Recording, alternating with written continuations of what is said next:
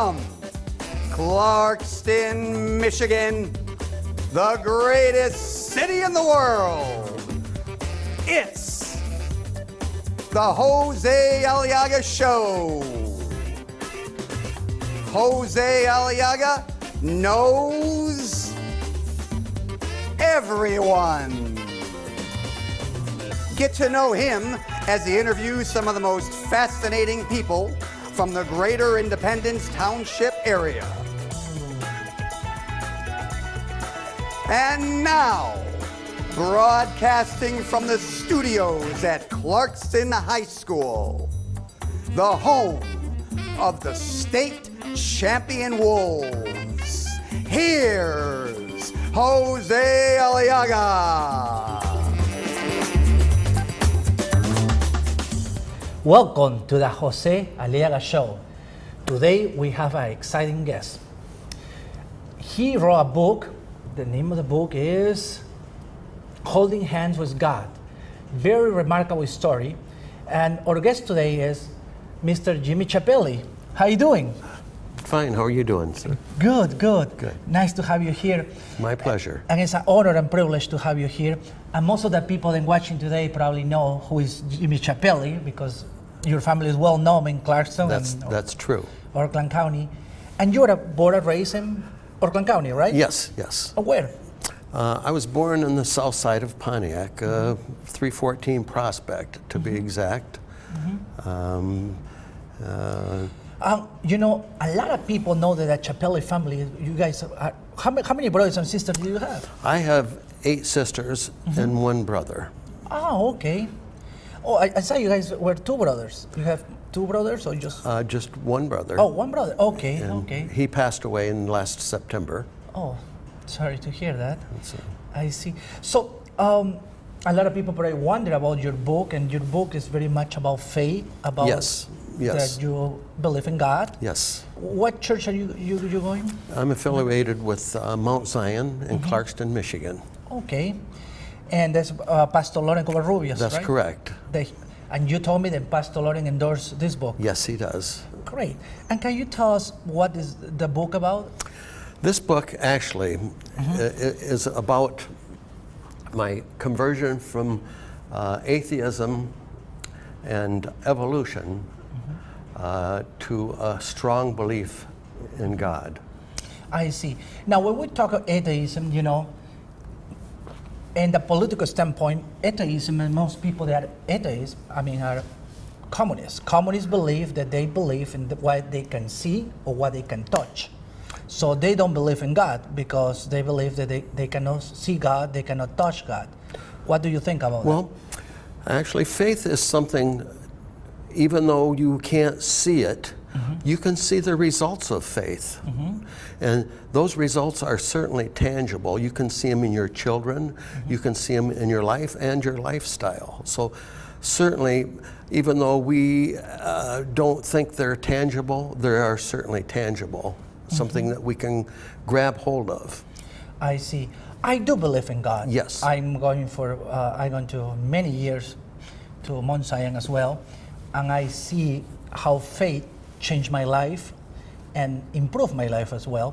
So this book talks about your personal experience, and you mentioned with your former wife, correct? Yes, yes. Can you tell us a little bit about how you feel God helped you? What is your experience with faith? Well, quite a few years ago, in my conversion process, when I was didn't believe in God, I believed in myself. I believed that people who believed in God, I felt that was a crutch that they needed to get them through. Later, in an experience, a personal experience I had with the Lord Jesus Christ, when He appeared to me, and He made Himself real and tangible to me. And I was married to someone that actually didn't believe in God. And when she was around 52 years old, she had a brain aneurysm. And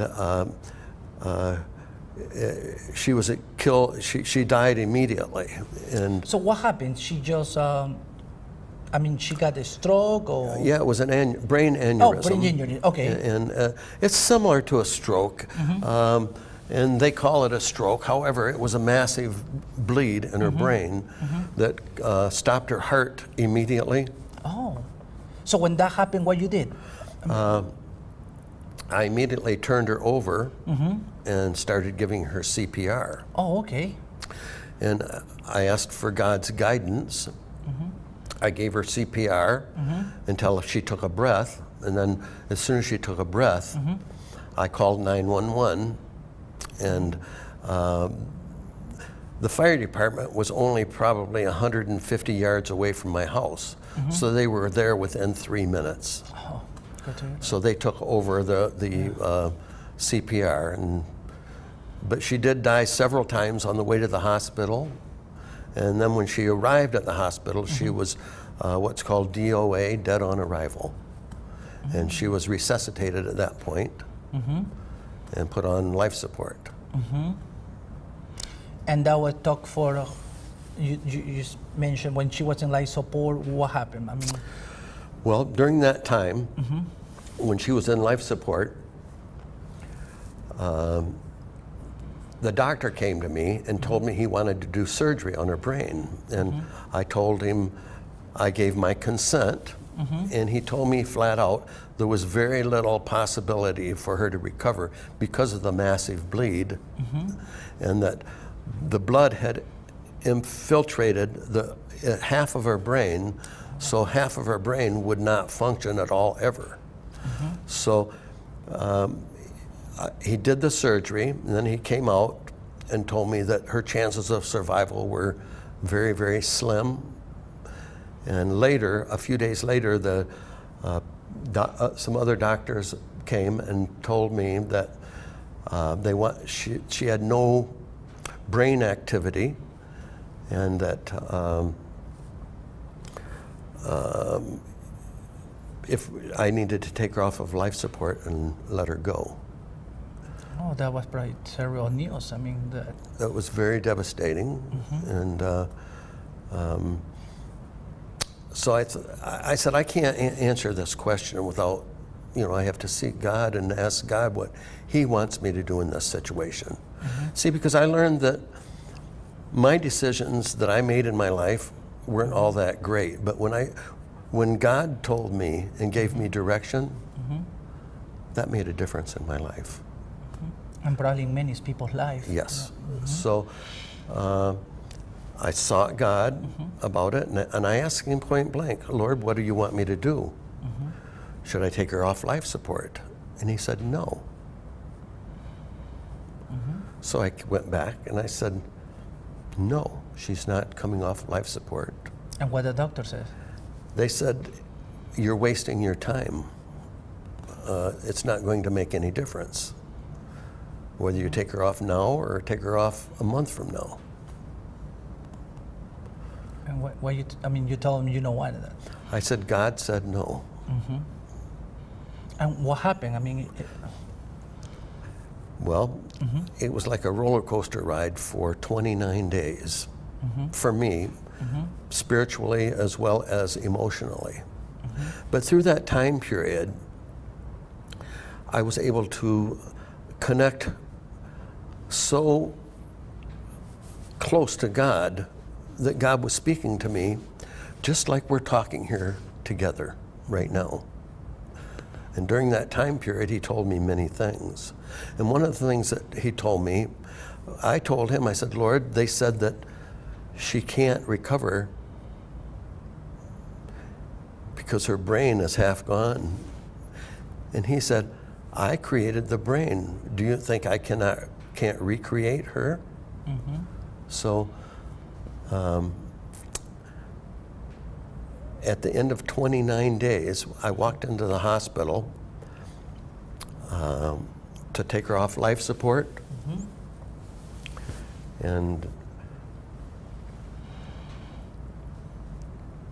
I leaned over the bed to say my goodbyes, and she woke up on the 29th day. So she woke up just when you came and you were Yes. saying goodbye, and Yes, she wake up. yes. And she recognized you right away? I mean, it was... I'm not sure if she recognized me. Yeah, because, I mean, the doctor told you that if she wake up, she won't be able to recognize anyone. I mean, Well, and that kind of scared me because I'm thinking, Lord, maybe they were right. Maybe I should have taken her off. She doesn't know who I am. I was pretty sure she didn't recognize me.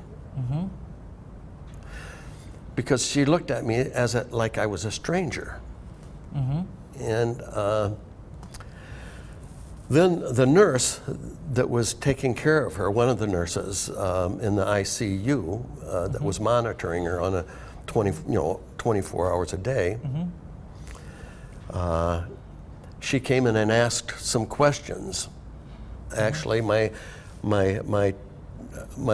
of my sons and one of my daughter-in-laws came in, and the nurse walked over to my son and said, she put her hand on his shoulder and said, "Is this your daughter?" And my wife said, "Yes." And then she put her hand on my daughter-in-law and said, "Is this your son?" And my wife shook her head, yes. She couldn't talk. And the nurse looked at me and said, "I told you so. You should have let her go." She told me, she said, "Now you're going to spend the rest of your life caring for an invalid." So it's difficult. it was very, very difficult. She couldn't recognize a comb even at first. When you say at first, what happened later then? Well, as I continued to seek God, knowing that even though I had, I was on an emotional and spiritual roller coaster ride, I still was trusting God because I heard what He said, even though my human instincts was saying maybe they were right, but the spiritual part of me was saying, I said what the Lord said, I said what I said, I mean what I said. So I continued to seek God, and my wife couldn't hold herself up. I would pick her up out of bed and set her in a wheelchair and tie her up because she couldn't sit on her own. And I would take her to her therapy. And the doctors and the therapists told me that it was a waste of time even to have therapy. But as we were in therapy, God started speaking to me, and He started telling me some things to do. And one day while we were there, my wife had gone down to about 82 pounds because she hadn't eaten, and she had been being fed intravenously. And so she was really light for me. And so I was sitting there, and there was, when you and I were listening to those 60s music yes. On the way here, it was like one of those songs came on, actually the song that you had on. Okay. Oh. And the Lord said, "I want you to go pick her up out of her chair and dance with her." And I said, "Well, Lord, I'm not going to do that. She can't even move." And He said, He didn't say anything, but really, so I knew I had to do what I had to be obedient. So I walked over to the wheelchair, I untied her, I picked her up, and started dancing around the floor with her. And as I did, it was within a few minutes, she started trying to move her feet. Oh, wow. And one of the therapists noticed that she noticed it. So I continued to do it. I kept dancing around with her for a long period of time. And the longer we danced, the more mobile she became and started moving her feet. Wow. And so every day we would do that, and every day she started getting better. And finally, the therapist came over and he said, "Would you mind if I worked with your wife?" And I said, "Not at all." Well, actually, that was their job. And so every day, for a 6-week period, she got better and better. Now, one of her hands was completely paralyzed, her left hand. And that was healed miraculously. God healed that right on the spot. The therapist said she will probably never have use of that hand again. And in front of him, I actually prayed for her hand, and it was healed immediately, right in his presence. One of the therapists. Wow.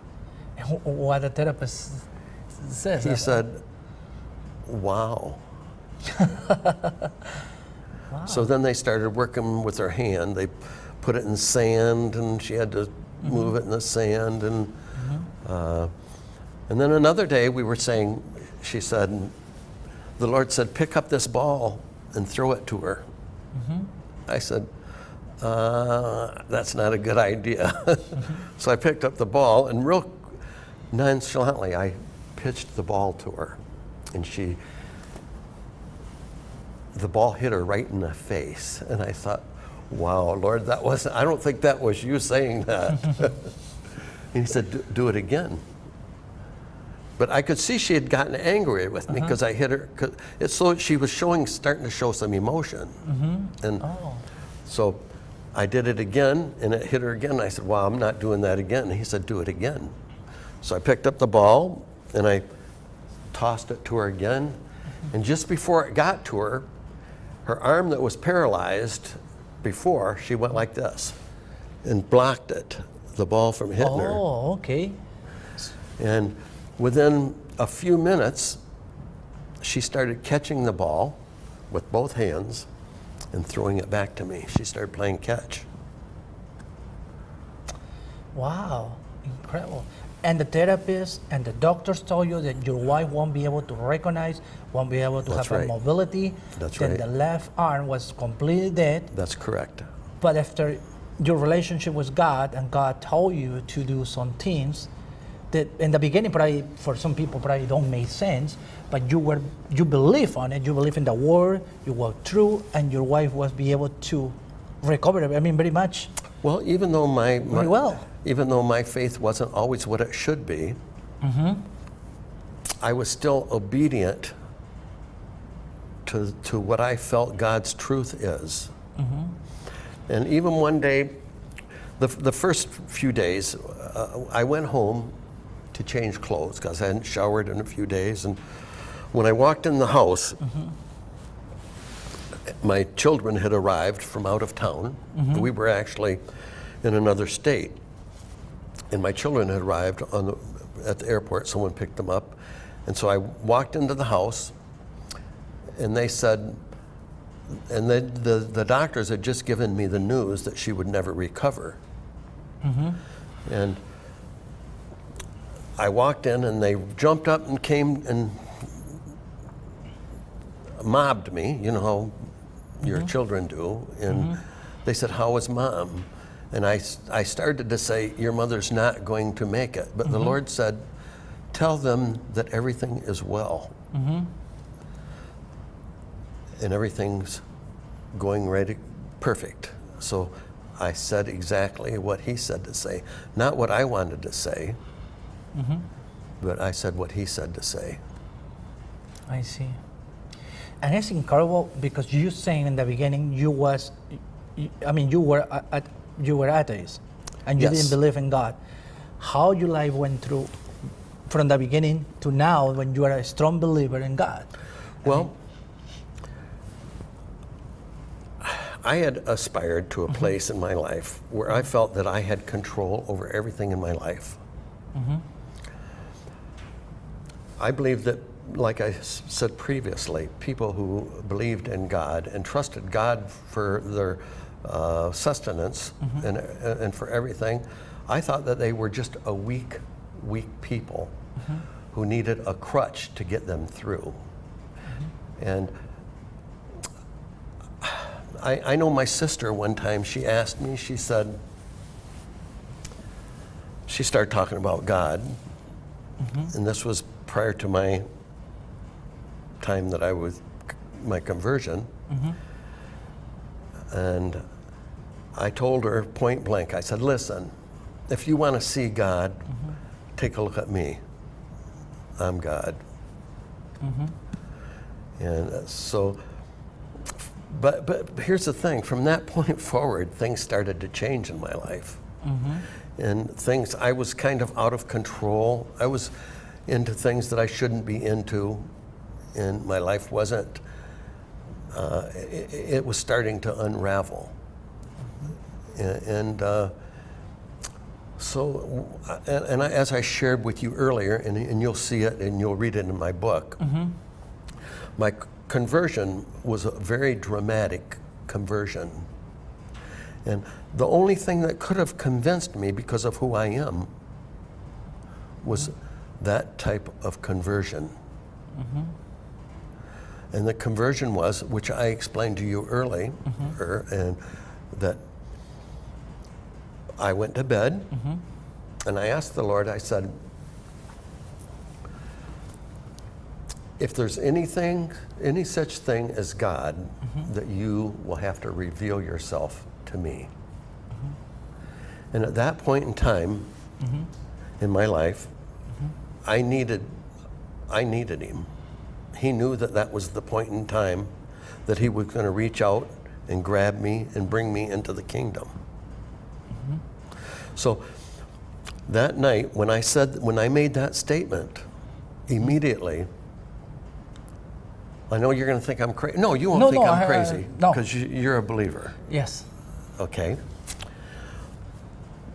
This tremendous light came into my room where I was praying, or I don't know if I was praying or just talking, because I wasn't really sure what prayer was. And I knew immediately who it was. And the light was so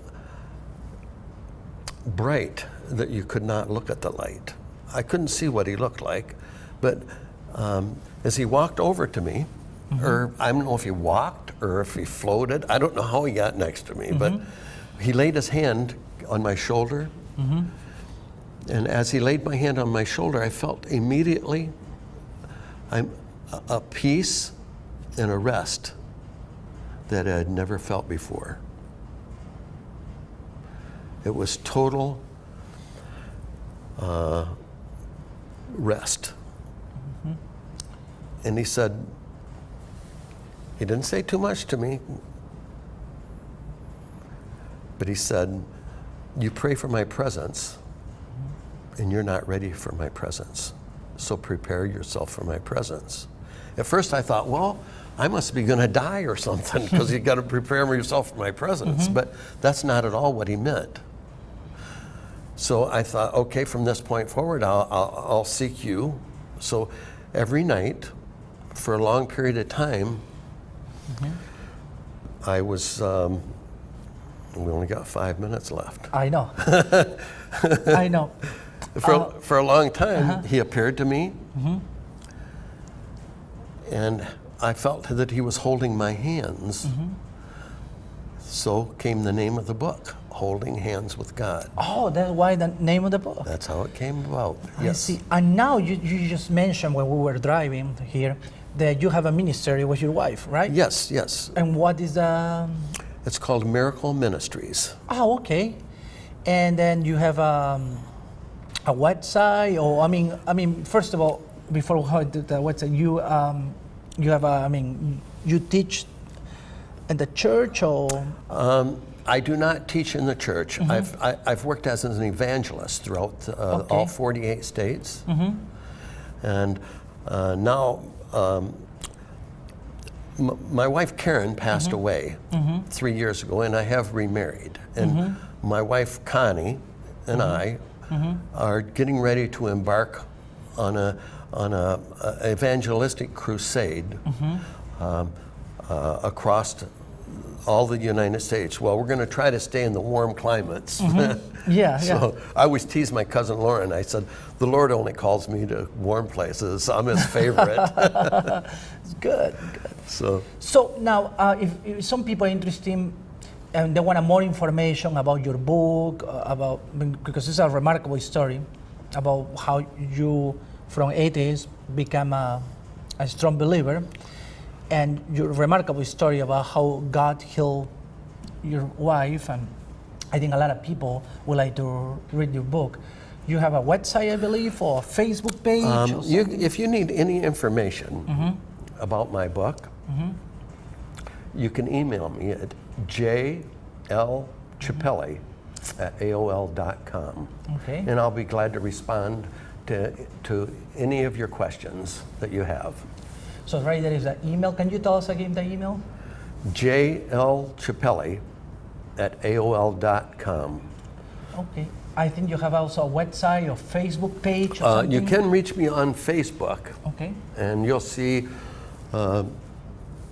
my Facebook is J. Chapelli. So go on Facebook and you'll find me right there.